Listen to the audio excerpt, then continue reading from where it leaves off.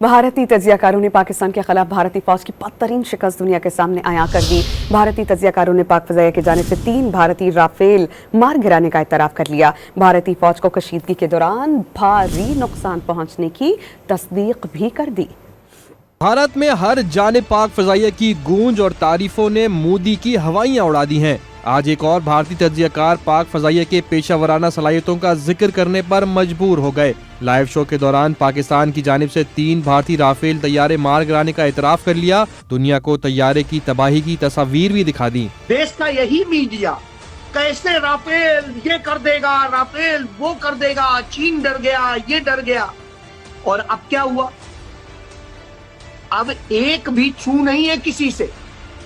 कोई नहीं कह रहा है पंपोर में मिला वो क्या था, अखनूर में मिला वो क्या था, और भटिंडा में एयरबेस के पास जो खेतों में मार गिराया गया वो क्या था। इंडियन एक्सप्रेस क्या लिखता है?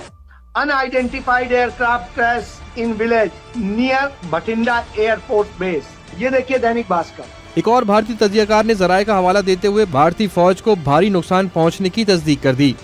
One jet has crashed with the parts all scattered in Pampore, which is South Kashmir. 3 such similar instances have been reported in Jammu and Kashmir. That means in J&K, a total of at least 3 jets crashed on the night of 6-7 May. भारतीय तजियाकारों के साथ साथ भारतीय शहरी भी भारतीय फौज की शिकस्त तस्लीम करने पर मजबूर हो गए। मोदी सरकार को पैगाम दिया कि वो झूठ के बजाय अवाम को सच बताने की हिम्मत करे।